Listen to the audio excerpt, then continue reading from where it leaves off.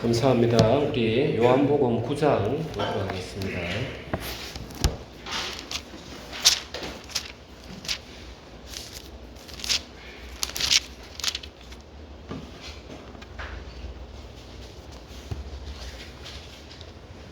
(1절부터) 제가 읽겠습니다.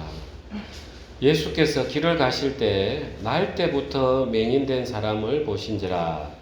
제자들이 물어 이르되 라삐여, 이 사람이 맹인으로 난 것이 누구의 죄로 인함이니까? 자기니까 그의 부모니까? 예수께서 대답하시되 이 사람이나 그 부모의 죄로 인한 것이 아니라 그에게서 하나님이 하시는 일을 나타내고자 하심이라. 때가 아직 낮음에 나를 보내신 이의 일을 우리가 하여야 하리라. 밤이 오리니 그때는 아무도 일할 수 없느니라. 내가 세상에 있는 동안에는 세상의 빛이로라. 이 말씀을 하시고 땅에 침을 뱉어 진흙을 이겨 그의 눈에 바르시고 이르시되 실로암 못에 가서 씻으라 하시니, 실로암은 번역하면 보냄을 받았다는 뜻이라. 이에 가서 씻고 밝은 눈으로 왔더라. 이웃 사람들과 전에 그가 그린인 것을 보았던 사람들이 이르되 이는 앉아서 구걸하던 자가 아니냐. 어떤 사람은 그 사람이라 하며 어떤 사람은 아니라 그와 비슷하다 하거늘 자기 말은 내가 그라 하니, 그들이 묻되 그러면 내 눈이 어떻게 떠졌느냐. 대답하되 예수라는 그 사람이 진흙을 이겨 내 눈에 바르고 나더러 실로암에 가서 씻으라 하기에 가서 씻었더니 보게 되었노라. 그들이 이르되 그가 어디 있느냐. 이르되 알지 못하노라 하니라. 35절로 넘어가겠습니다. 예수께서 그들이 그 사람을 쫓아냈다 하는 말을 들으셨더니 그를 만나사 이르되 내가 인자를 믿느냐. 대답하여 이르되 주여, 그가 누구시오니까 내가 믿고자 하나이다. 예수께서 이르시되 내가 그를 보았거니와 지금 너와 말하는 자가 그이니라. 이르되 주여, 내가 믿나이다 하고 절하는지라. 예수께서 이르시되 내가 심판하러 이 세상에 왔으니 보지 못하는 자들은 보게 하고 보는 자들은 맹인이 되게 하려 함이라 하시니, 바리새인 중에 예수와 함께 있던 자들이 이 말씀을 듣고 이르되 우리도 맹인인가? 예수께서 이르시되 너희가 맹인이 되었더라면 죄가 없으려니와 본다고 하니 너희 죄가 그대로 있느니라. 아멘. 네, 저는 이제 이 말씀이 참 좋습니다. 제가 이제 눈이 이렇게 밝아진 게, 예수님께서 맹인도 눈을 뜨게 하시는데 이제 이게 하나님 주시는 마음의 감동을 와가지고, 주님, 제가 이 말씀을 믿어내지 못하면 어떻게 제가 설교를 하면서 제가 성도들에게 믿으라 하겠습니까? 주님이 책임지셔야 됩니다 하면서 막 붙들었던 그런 이제 내용이기 때문에 참 좋습니다. 그래서 눈고침도 받았지만 그 믿음을 살아내는 거기에 대해서 또 하나님께서 그 길을 한 번 더 열어주셨던 그런 내용들입니다. 우리가 지금 예수님이 나는 누구다, 에고 에이미 해서 빛이요 진리요, 이제 오늘은 이제 예수님께서 그 빛 되시는 예수님이 정말 빛으로 오셔서 보지 못하는 그 맹인의 눈을 뜨게 하시고, 정말 그 맹인 가운데서 그 안에 영적인 눈을 뜨게 해주셔서 예수님을 만나게 하는, 그야말로 참 빛을 이제 보여주시는 그런 말씀입니다. 오늘 이 말씀 통해서 여러분들이 정말 나에게도 이 예수님을 바라보는 그런 눈이 떠여지길 소망합니다. 네. 1절에 보면 예수께서 길을 가실 때 날 때부터 맹인된 사람을 보신지라. 아마 좀 유명했던 사람인 것 같습니다. 제자들도 다 아는 거 보니까 날 때부터 맹인이 된 사람하고 이제 후천적으로 맹인이 된 사람하고는 어떻게 구분을 하느냐. 뒤에서 이름을 불러보면 안다는 거예요. 누구 아무개야 하면 돌아보는 사람은 후천적으로 맹인이 된 사람이에요. 선천적으로 맹인이 된 사람은 이 본다는 세계를 모르는 거예요. 본다는 세계. 오직 이제 듣는 세계, 이 감각으로 느끼는 세계, 그런 이제 세계만 느끼는 거죠. 그래서 이 사람은 날 때부터 이제 맹인이 됐어요. 그러니까 그 삶이 얼마나 비참했겠습니까? 보는 게 모르니까. 그래서 길을 가더라도 누가 인도해 주지 않으면 그 당시에 길이라도 좋았겠습니까? 여기 부딪히고 저기 부딪히고, 그리고 뭐 얼굴에 뭐가 묻으면 사람들이 웃고 지나가고 왜 웃는지도 모르고 정말 비참한 삶을 살았을 거예요. 그리고 이 맹인은 아마 어떤 망막의 어떤 손상보다는 눈이 애초부터 안 보였던 것은 같아요.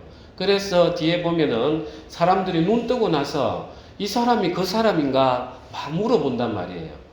만약에 눈을 뜬 상태였다면 사람들이 너가 이제 보이냐고 이렇게 했을 건데 이 사람이 그 사람인가 아닌가. 그래서 애초부터 이렇게 눈이 감겨져 있었던 그런 맹인인 것 같아요. 그러니까 이제 이걸 보고 제자들이 이제 참 불쌍하잖아요. 저 뭔 죄를 저렇게 지었길래 날 때부터 저렇게 맹인이 되었을까. 이제 제자들이 웅성웅성 하는 거죠. 그래서 제자들도 유대인이기 때문에 유대인들은 안식일 날 회당에 가서 이제 말씀을 앞에서 회당장이 읽어주면 또 듣고 이야기하고 이런 세계에 살았기 때문에 이 구약의 율법에 대해서 그들도 어느 정도 들은 게 있어요. 구약의 율법에 보면은 하나님께서 아버지가 죄를 지으면 3, 4대까지 이르게 하리라. 그 다음에 너희가 율법을 잘 지키지 아니하면 질병을 너희가 멸할 때까지 내가 보내겠다. 애굽에 없던 질병들도 보내겠다. 이렇게 구약의 율법들이 쭉 있어요. 그러니까 이제 제자들도 이제 들은 거는 있다는 거예요. 그래서 참 저 사람은 날 때부터 눈이 안 보이는 거 보니까 분명히 죄 아래서 태어났는데 예수님 분명히 날 때부터 눈이 안 보이면 저 사람이 죄를 지은 건 아닌 거는 같은데 저게 부모 죄입니까? 이제 자기 죄입니까? 이제 자기들은 이게 궁금한 거예요. 제가 이제 한번 설명을 드렸습니다. 그 부모로부터 3, 4대까지 이르게 한다. 그게 부모의 죄가 온 게 아니라는 거 설명을 한번 드렸습니다. 다 각자 자기의 죄를 받아요. 오히려 그 율법이 있음으로 인해서 부모들은 내가 잘못함으로써 내 자녀들이 정말 죄악을 받을까봐 더 조심해야 되는데 이스라엘들은 그러지 않았단 말이에요. 그냥 내 죽으면 끝이지. 그러니까 악이 계속 차다 보니까 부모가 율법을 제대로 안 가르치니까 그 자식도 그렇고 그 다음 3대까지도 그냥 죄에 너무 노출이 되니까 죄가 이제 꽉 찬 거예요. 그러니까 벌이 들어가는 거예요.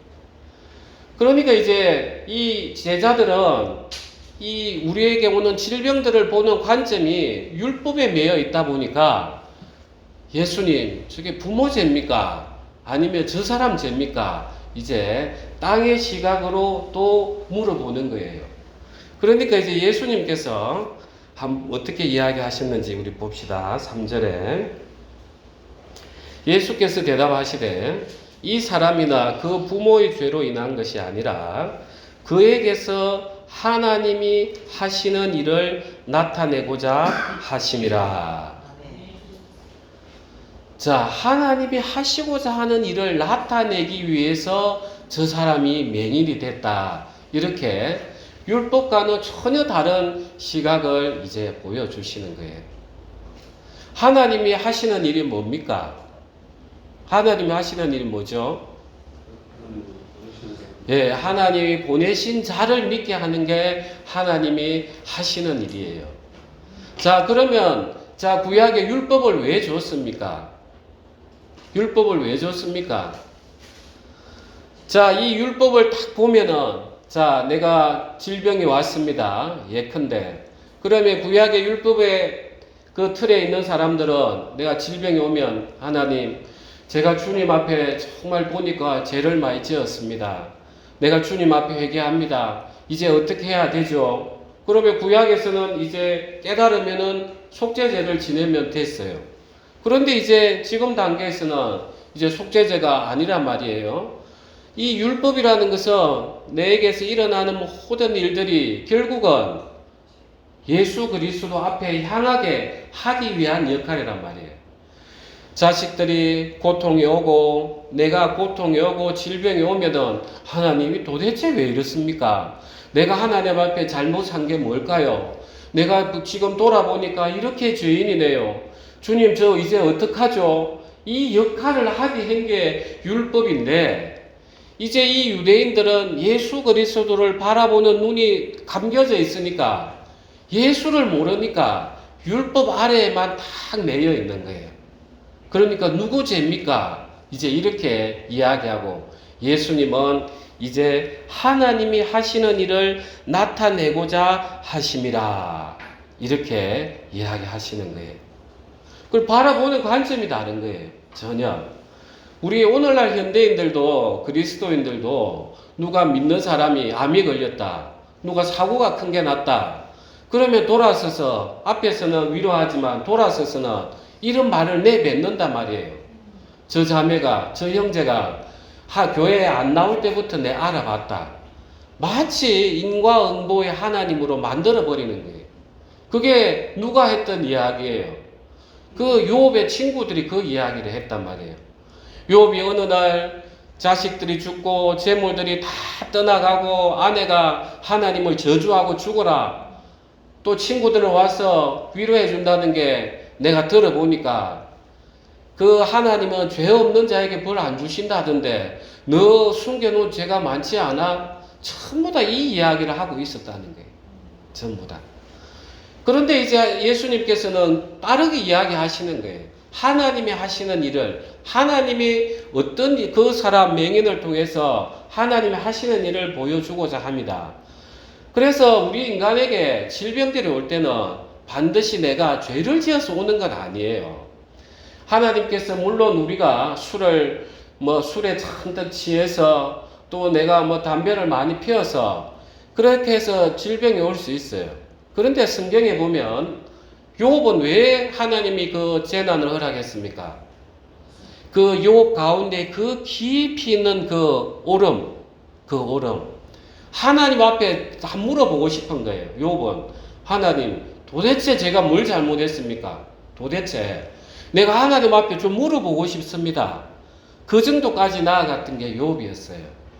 그러니까 그 고난들 속에 하나님은 바로 욥 안에 있는 그 자기 오름을 자기가 오르니까 하나님이 불의한 분이 되어버리잖아요. 그 오름을 드러내려고 하나님이 고난을 허락하셨어요. 그리고 또 사도 바울은 그 질병이 있었어요. 무슨 질병인지는 몰라요. 어떤 분들은 눈이 안 좋았다고 그렇게 보는 분도 있고 어떤 분은 또 옆구리에 뭐가 났다는 그런 분들도 있고 우리는 잘 몰라요. 그런데 이제 사도 바울이 기도했는데 하나님께서 그게 족하다. 네가 더 자고하지 않도록 하나님께서 또 그걸 허락하셨단 말이에요. 그래서 우리는 하나님이 때로는 우리 인생에 고난들이 주어져요. 그런데 하나님은 이것들을 그냥 너 죄 지었지 그래서 주는 게 아니라는 거예요. 그게 율법적인 시각이에요. 예수님은 전혀 다른 시각으로 보는 거예요. 그래 너가 죄로 인해서 질병이 올 수 있어. 그렇지만 그 본질은 나를 찾아라는 거야. 그래서 율법은 그리스도에게로 인도하는 몽학선생, 초등선생이다. 그러면서 율법도 이야기해 주시고 하나님은 때로는 어떤 분들에게는 믿음을 더해 주시려고 고난을 허락하신다는 거예요. 그래서 우리는 형제 자매들이 때로는 고난 속에 있다 하더라도 우리 마음에서는 저 형제 뭘 잘못했지 이런 악한 마음은 가져서는 안 돼요. 그리고 이 질병의 시초자, 원인자는 누굽니까? 하나님이십니까? 누구세요? 누굽니까? 예, 사탄이죠. 그죠? 천국을 보면은 아무런 거기에는 고통도 애곡함도 없단 말이에요. 그래서 예수님은 그 천국의 세계를 이 땅에서 보여주시면서 다 환자들도 낫게 하시고 오늘 맹인도 눈뜨게 하시고 그 다음에 38년 된 병자도 낫게 하시고 그래서 본래는 그 질병을 일으키는 분이 하나님이 아니세요. 그런데 왜 하나님은 이렇게 허락을 하시느냐? 사단이 일하는 걸. 그러니까 모든 것이 참 합력해서 일을 한다는 거예요. 우리 육체가 아직 죄 아래 있다 보니까 내버려 두면 우리 인간은 방종할 수밖에 없어요. 그래서 때로는 사단이 이렇게 고난들, 질병들을 오는 걸 허락을 하고 계시는 거예요. 그걸 통해서 우리가 더욱더 마음이 낮아지고 내라는 존재가 이 바이러스가 하루밖에 못 살잖아요. 갑자기 많이 늘어나서 문제지. 진짜 이 바이러스 하루에 죽을 이 병균 하나도 우리가 못 이겨내는 게 우리 존재인데 마치 인간이 하나님처럼 높아져서 뭘 다 할 수 있는 것처럼 생각하는 그런 높아진 마음들을 하나님이 다 낮춰주시려고 지금 이 세계에 고난들을 허락하고 계시는 거예요. 네. 그래서 하나님이 하시는 모든 일들은 합력해서 선을 이루시는 거예요. 그래서 우리가 살다 보면 때로는 이런저런 어려움들이 있습니다. 왜 하나님, 왜 제가 잘못한 것도 없는데 제가 뭔 죄를 지었길래 저에게 이런 고난을 허락하십니까? 그렇게 답답할 때가 얼마나 많이 있습니까? 그래서 참 그런 분들에게는 먼저 위로를 전하고 싶고, 또 하나님께서는 이스라엘 백성들에게 이미 한번 테스트를 했어요. 애굽을 통해서 홍해를 건너서 그 광야 생활을 하는 동안에 하나님이 말씀하시고 진짜 우상 숭배하면 바로 불을 내려서 심판하고 그때그때 보이시는 하나님으로서 계셨단 말이에요. 그러니까 이 이스라엘 백성들은 이제 하나님이 두려운 존재인 거예요. 내 잘못하면 어떡하지? 정말 하나님은 이 인간을 사랑하기 원하고 인간도 하나님을 사랑하길 원하는, 그런데 하나님이 직접 눈으로 보여주시고 그때그때 침묵하지 아니하고 이야기하시니까 이 인간은 그냥 하나님은 두려운 존재, 하나님하고 깊이 있는 사랑을 도저히 나누질 못하는 거예요. 그래서 하나님은 이제 때로는 침묵하시기도 하고 때로는 숨어 계시기도 하고 우리가 볼 때는 이 너무 불공정한 거 아닌가 이런 세상의 의문들을 던져주기도 하시는 거예요. 그래서 하나님은 그런 것을 주실 때는 우리에게 딴 걸 원하는 게 아니에요. 너희가 진짜 날 사랑하느냐? 나는 그게 너무 보고 싶다. 내가 이런 고통들을 허락해도 네가 이 고통 과정 속에서도 나를 찾아오고 부르짖느냐? 아담은 그 높아지고 해서 떠나버렸는데 너는 나를 부르짖고 찾을 수 있겠느냐? 이제 하나님은 그걸 찾는 것입니다. 그래서 여러분들에게 때로는 고난도 오고 질병도 오고 한다 하더라도 그게 진짜 우리가 하나님을 사랑할 수 있는, 믿음을 더 한 단계 업그레이드 할 수 있는 하나님이 주신 또한 은혜입니다. 그 다음에 이제 예수님께서 어떻게 일을 하셨는지 6절에 보시겠습니다. 이 말씀을 하시고 땅에 침을 뱉어 진흙을 이겨 그의 눈에 바르시고 이르시되 실로암 못에 가서 씻으라. 우리가 이제 어디 벌레 물리면 침 뱉어가지고 이렇게 하잖아요. 그 왜 하필 예수님께서 침을 뱉어가지고 그 맹인들이 얼마나 이 청각이 발달해 있습니까? 태 해가지고 이 진흙을 발라가지고 눈을 이렇게 붙였으니까 분명히 하나님이 말씀으로 해도 되시는데 왜 그렇게 하셨을까? 궁금하지 않습니까? 참 이 진흙이라는 게 참 특별합니다. 우리 창세기 2장으로 한번 돌아가겠습니다. 요 그대로 접어두시고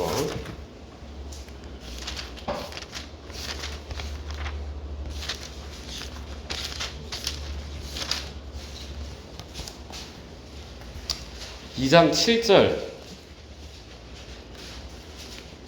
7절 합독하겠습니다.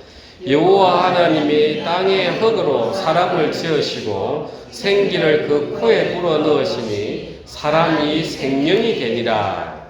19절도 한번 같이 합독하겠습니다. 여호와 하나님이 흙으로 각종 들짐승과 공중의 각종 새를 지으시고 아담이 무엇이라고 부르나 보시려고 그것들을 그에게로 이끌어 가시니 아담이 각 생물을 부르는 것이 곧 그 이름이 되었더라. 우리가 볼 때는 똑같은 흙입니다. 7절에도 흙이고 19절에도 흙이에요. 그런데 이제 그 히브리어 원어의 7절에 땅의 흙은 아파르라고 해서 아주 채로 친 그 고운 흙을 이야기해요. 그런데 이제 19절에 흙은 아다마에서, 그래서 여기서 아담이 나온 거예요. 그냥 붉은 흙이에요. 그래서 하나님은 인간을 만드실 때 아주 고운 흙으로 우리를 빚어놨어요. 짐승하고는 달리. 거기에 이제 생기를 불어넣으니까 생명, 살아있는 영, 네페시 하야. 그래서 하야라는 게 살아있다.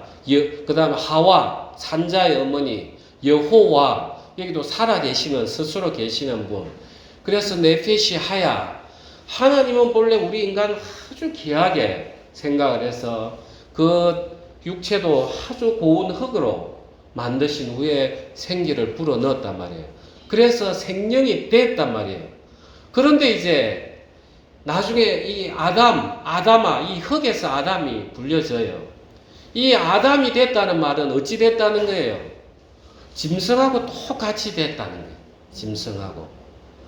그래서 하나님이 그 사람이라고 계속 네페시하야 하다가 이제 아담이라고 모세가 이렇게 적어요. 사람을 특정하기 위해서 적었겠죠.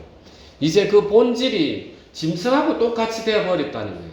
선악과를 먹고 나서 하나님의 영이 담겨져 있던 그 그릇이었는데 이제 하나님을 떠나버리고 자기 교만으로 살다 보니까 짐승하고 똑같이 흙으로 아담. 그래서 전도서에는 우리가 짐승하고 다를 바 하나도 없다는 거예요. 우리가 이렇게 너무 이렇게 하나님을 떠나는 순간부터 바뀌어 버렸어요. 완전히. 그래서 최종적으로 하나님이 노아의 홍수 때 그 영을 다 이제 하나님이 인생에게 이제 같이 거하지 않겠다고 해서 떠나버리는 모습이 나와요. 자, 우리는 본래 그런 진흙으로 아파르의 존재로서 귀했는데 흙이 되어버렸단 말이에요. 짐승처럼. 이제 예수님께서 침을 뱉어서 그 진흙을 이겨서 눈에 바른단 말이에요. 이제 새 사람을 만드는 모습인 거예요. 참 신비한 세계예요. 그래서 이 맹인이 어떻게 해서 더 새 사람이 되는지 뒤에 유대인들하고 이야기하는 것들이 나와요. 처음에는 너 눈뜨게 한 사람 누구냐 하니까 예수라 하던데, 예수라는 사람이라 하던데 이래요. 안 들었겠습니까? 제자들이 예수님 하니까. 그런 다음에 이제 또 물어보니까 내가 볼 때는 그 사람 선지자입니다. 왜? 하나님의 그 일을 할 수 있는 분은 선지자니까요. 그러니까 이 또 맹인이 생각해 보니까 자기가 선지자가 눈을 뜨게 했다. 날 때부터 아무도 없는 거예요. 그럼 선지자보다 더한 분인 것 같다. 그분은 하나님이 원하시는 뜻을 경건하게 늘 행하시는 분인 것 같습니다. 그러면서 마지막에는 주여. 그 정말 새롭게 진흙을 이겨 바르니까 이 맹인이 예수라는 사람인 것 같습니다. 선지자인 것 같습니다. 하나님 뜻을 늘 행하는 경건한 사람인 것 같습니다. 주님이십니다. 아담은 어떻게 됐습니까? 본래 하나님 정말 귀하게 만들어 놨는데 눈이 딱 밝아졌어요. 그러니까 하나님 부르니까 숨고 왜 먹었냐 하니까 저 하와 하나님 당신이 만들어준 하와가 먹으라 했습니까? 하면서 점점 떠나버렸단 말이에요. 예수님께서 이 정말 맹인에게 침을 뱉어서 그 흙을 이겨서 진흙으로 눈에 발라주는 것은 이제 새 시대가 도래했고 이제 새 사람을 입으라는 것을 이 땅에서 미리 보여주신 거예요. 참 신비하지 않습니까? 저는 이런 것을 볼 때마다 어떻게 성경이 이렇게 역사가 이렇게 이루어지는가 너무 신기해. 그래서 우리에게는 정말 새 사람을 입어야 되는 것입니다. 아멘. 이제 예수님께서 이 맹인에게 진흙을 다 바르게 하고 실로암에 가서 씻으라 이렇게 이야기합니다. 우리 9장으로 다시 한번 보십시오.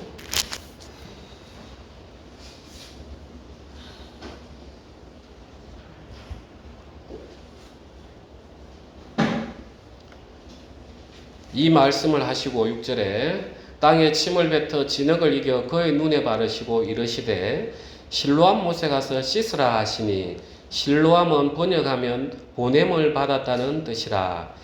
이에 가서 씻고 밝은 눈으로 왔더라. 자, 이 실로암 못이 언제 만들어졌느냐 하면 이제 구약 시대 히스기야 왕이 있습니다. 15년을 더 산 그 히스기야 왕이 있을 때 북쪽 아수르의 사내립이 계속 공격을 하려고 이런 시도들이 있었습니다. 그래서 이제 이 예루살렘 안에 그쪽 광야 지방에는 이스라엘이 얼마나 물이 귀합니까? 그래서 물을 끌어와야 되는데 끌어오는 수원지가 이제 기혼의 샘이 있어요. 기혼. 거기서부터 1000규빗, 이 한 규빗이 손끝에 저기까지니까 한 50cm, 45cm, 한 500m 정도 쭉 수로를 내가지고 여기 온 게 실로암이에요. 그래서 기온으로부터 보내졌죠, 물이. 그래서 실로암, 이름도 그렇게 실로암으로 지었었어요. 물이 보내졌으니까. 그런데 이 실로라는 뜻이 참 특별한 게 있습니다. 우리가 창세기 때 그걸 우리가 한번 나누었는데요. 창세기 49장을 한번 가겠습니다.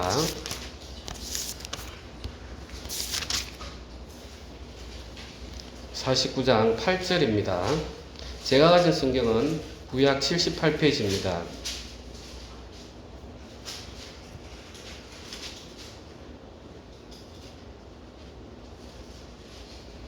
유다야, 너는 내 형제의 찬송이 될지라. 내 손이 내 원수의 목을 잡을 것이요 내 아버지의 아들들이 내 앞에 절하리로다. 유다는 사자 새끼로다. 내 아들아, 너는 움킨 것을 찢고 올라갔도다.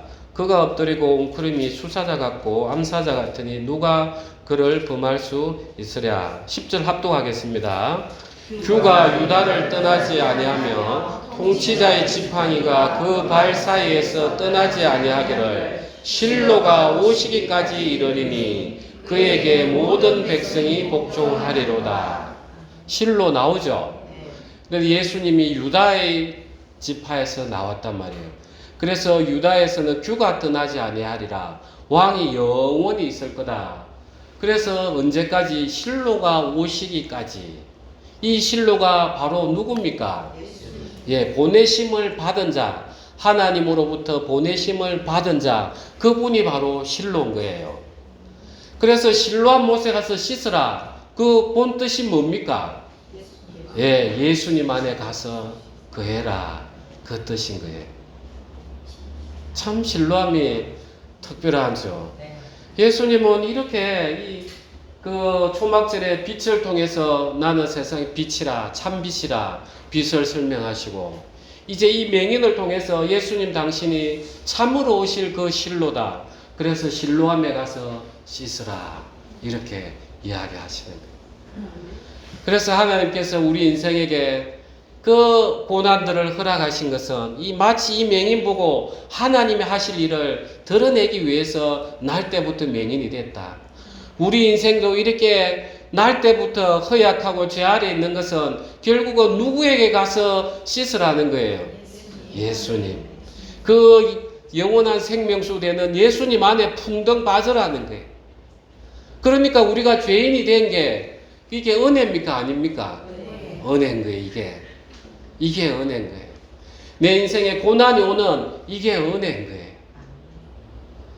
우리가 진짜 이걸 믿어내야 되는 거예요. 이걸 믿어내지 못하면 우리는 늘 육체의 그리스도인으로 남아있을 수밖에 없어요.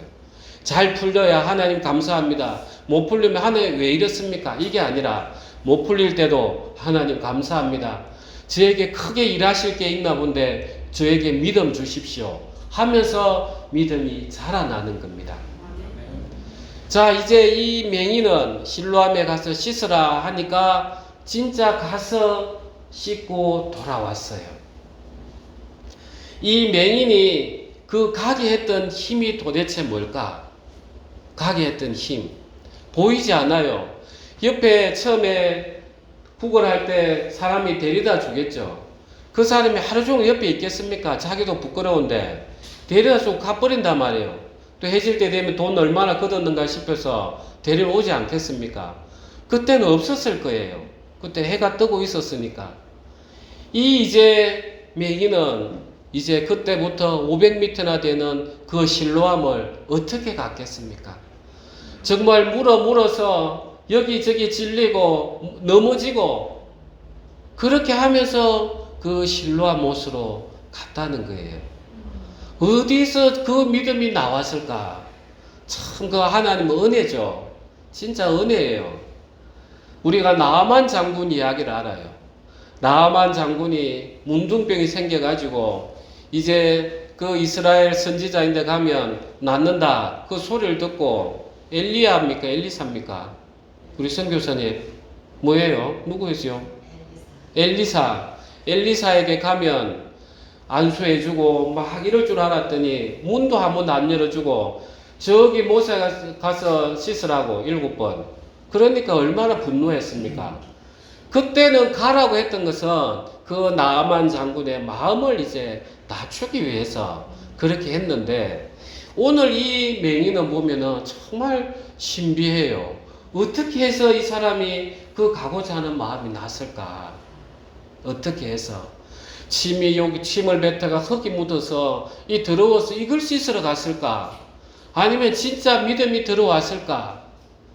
그런데 저는 이 맹인을 보면서 한 가지 제가 든 마음은 이 마음이었어요. 맹인은 이제 보지 못하기 때문에 청각이 아주 발달하게 돼 있죠. 그래서 이제 현대에는 이 뇌 사진을 찍어보면 알잖아요. 그래서 시각장애인들은 이 우측 방구에 있는 이 뇌, 여기는 음성의 진폭, 그 다음에 그 색깔, 그걸 잘 할 수 있는 이 부분이 아주 발달이 되어 있다는 거예요. 우리 인간은 이 좌측 방구에 언어를 이해하는 능력이 발달이 되어 있는데 맹인들은 우측 방구가 그렇게 발달이 되어 있다는 거예요. 그러니까 이 맹인은 이 예수님의 목소리에 듣는 거에 정말 발달이 된 거예요. 자기가 어차피 못 봤으니까 자기는 본 세계가 없으니까 누가 이야기하는 그 예수님이 이야기하시는 정말 듣는 마음 샤마 너는 들어라. 그 마음이 그냥 훅 들어온 거예요. 정말 들어왔던 거예요. 그러니까 그 마음을 가지고 들었으니까 이제 기어갔던 거예요. 우리 인생이 왜 하나님을 잘 못 믿어냅니까? 내가 본 게 너무 많아요. 내가 본 게 너무 많아요. 이렇게 이야기하면 그래 참 저 사람은 되겠지. 그런데 나는 안 돼. 전부 다 내가 보니까 안 들리는 거예요. 그런데 이 맹인은 못 보니까 이제 들어야 되는 거예요. 저는 이 말씀을 준비하면서 아담을 한번 생각해 봤습니다. 아담이 하와하고 아담에게 사단이 이야기합니다. 너 그 선악과 먹어라. 그럼 눈이 밝아 하나님처럼 돼. 그래서 진짜 보니까 먹음직스럽고 보암직스럽고 지혜롭게까지 했어요. 자, 그때 아담이 하나님이 하셨던 그 말씀, 너 그거 먹으면 정령 죽는다. 이 듣는 거하고 내 보는 거하고 정말 그 들음으로써 사단아 물러가라. 너가 어떻게 하나님 말씀을 어기게 지금 나를 유혹하느냐. 이렇게 했으면 얼마나 좋았겠습니까? 그런데 아담이 그 자기의 눈을 따라가 버려 놓으니까 말씀이 안 들렸던 거예요. 우리 신앙인이 어떻게 해야 되겠습니까? 우리는 내가 살아오면서 봤던 모든 가치관에 대해서 눈을 감아버려야 돼요. 그래야만 이 말씀이 내 인생의 가치관이 돼서 그래 주님이 고난할 때 모든 것에 기뻐하고 감사하라 하네. 내일 일은 내일이 걱정하도록 하라 하네. 자꾸 우리가 들었던 말씀들 그걸 통해서 내 삶이 끌어져 나가면 때로는 부딪히고 때로는 넘어진다 하더라도 우리는 그 예수 그리스도 안에 우리가 풍덩 빠질 수 있는 거예요. 아멘.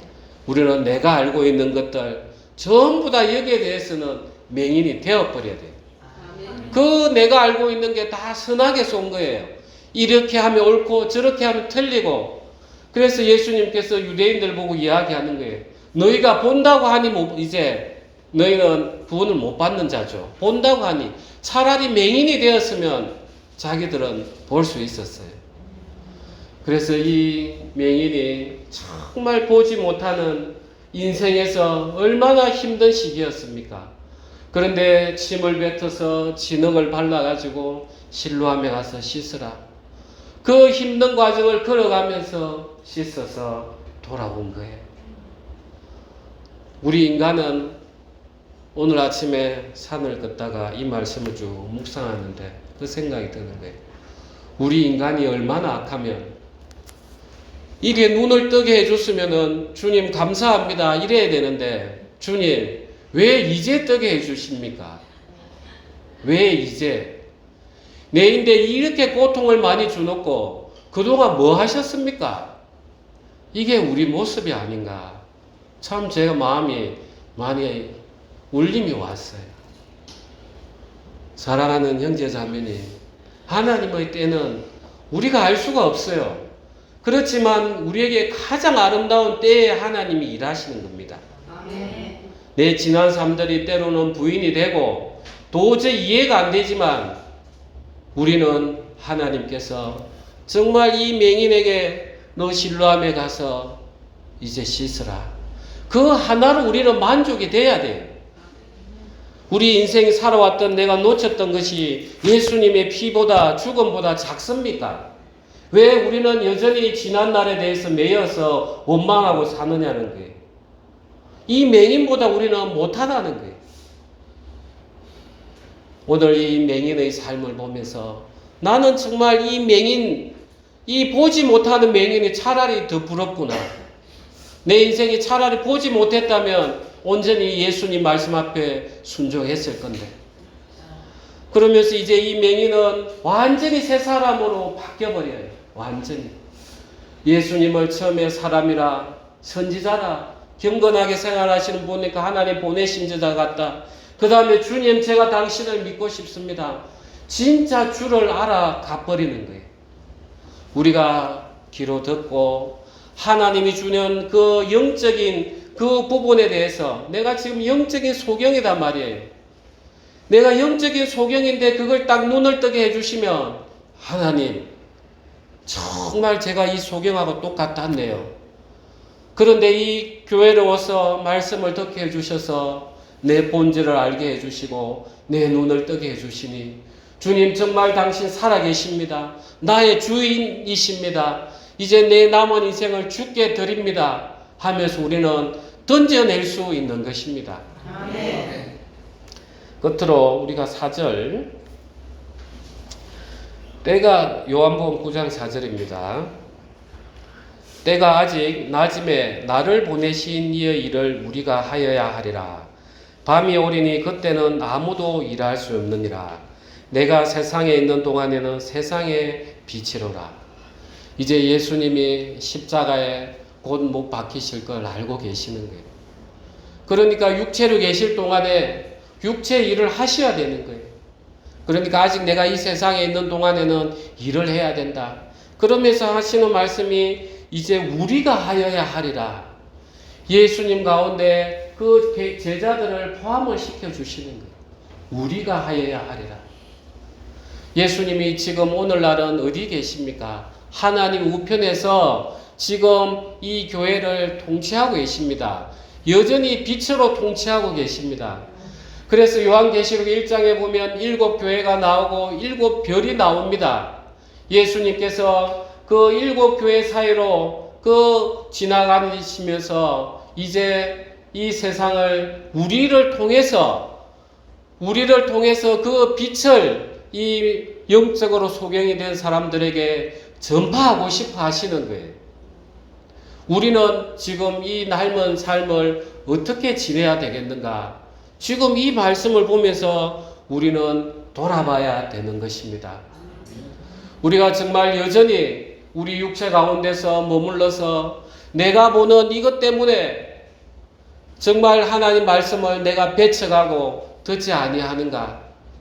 아니면은 내가 정말 영적으로 눈이 떠여져서 정말 세상에서 하나님을 모르는 사람, 예수님을 몰라서 죄 아래 죽어가는 사람들을 그 실로암 못에 가시오, 예수님 앞으로 가시오, 이렇게 이끌 것인가? 이제 남아있는 거예요. 우리가 그 사람들을 이끈다는 것은 쉬운 일이 아닙니다. 왜냐하면 사단이 늘 붙들고 있기 때문에. 그래서 내가 그 사람들에게 복음을 전하다 보면은 참 싫은 소리도 듣고, 때로는 문을 안 열어주기도 하고, 때로는 전화를 안 받기도 하고 해요. 그렇지만 우리는 예수님께서 그 사랑하는 그 제자들이 다 떠나실 걸 알면서도 다 안아주시고, 십자가에 못 박히셔서 우측에 좌우측에 못이 박히고 옆구리에 창이 찔리시고, 그렇게 해서 예수님이 흔적을 가지셨단 말이에요. 정말 자기를 배신할 사람인 줄 알지만 안아버린 거예요. 끌어안아버린 거예요. 정말 고슴도치가 자기 새끼를 끌어안아버리듯이 아픈 걸 알면서도 우리가 이 복음을 전하는 것이 그런 거예요. 정말 우리가 가족에게 복음을 전하려고 하면 참 힘들어요. 그렇지만 내가 미운 소리를 들어가면서도 내가 끌어안지 않으면은 우리는 복음을 전할 수가 없어요. 그래서 우리 마음 가운데 바로 그 예수의 흔적이 남아야 되는 거예요. 저는 예수님께서 부활하셨을 때 그 찔린 손 자국, 찢어진 옆구리 자국을 그대로 가지고 부활하신 게 저는 너무 감사해요. 우리가 잠깐 후에 예수님 앞에 우리가 만날 겁니다. 그럼 예수님께서 우리 안에 예수의 흔적을 보시고, 그래 네가 나의 일을 한다고 너에게도 나의 흔적이 있구나, 착하고 충성된 종아 참 수고했다, 이렇게 칭찬하시면 우리는 어떻게 했습니까? 주님, 정말 당신께서 그 십자가에 못 박히신 그 사랑 때문에 제가 올 수 있었습니다. 저에게 주신 면류관 전부 당신이 다 받으셔야 됩니다 하면서 또 엎드려서 그 하나님이 우리에게 주시는 그 칭찬들을 주님 앞에 또 다 올리는 거예요. 이게 진짜 하나인 거예요. 그래서 삼위일체 하나님이 분명히 다르신데 한 분이라는 게 전부가 당신을 상대방에게 다 내줘버리는 거예요. 그게 천국이 아니겠습니까? 이 교회도 마찬가지인 거예요. 형제자매들이 어렵고 때로는 시험에 들고 내하고 생각이 달라요. 다를 수밖에 더 있습니까? 살아온 삶이 다른데, 그럴 때마다 내가 끌어안고 내가 예수님의 흔적을 내 인데 계속 남다 보면 이 교회가 바로 천국을 미리 맛보는 것입니다. 사랑하는 형제자매님, 정말 우리는 영적인 소경이었습니다. 그런데 예수님께서 진흙을 발라서 흙을 붙여서 실로암에 가서 씻으라. 우리가 그 과정을 다 겪었던 사람이에요. 인생의 고난들을 통해서 그래 너 내게 와서 쉬어라. 내가 너를 쉬게 하리라. 이제 나를 믿어라. 이제 내가 너에게 새로운 생명을 주겠다. 새롭게 창조된 사람들입니다. 우리는 이걸 가지고 더욱더 예수님 안에서 하나가 되고 정말 세상을 향해서 우리가 예수님이 육체로 계셨다면 해야 될 그 복음을 전하는 일에 우리는 더욱 뛰쳐 나가야 되겠습니다. 우리 기도하시겠습니다.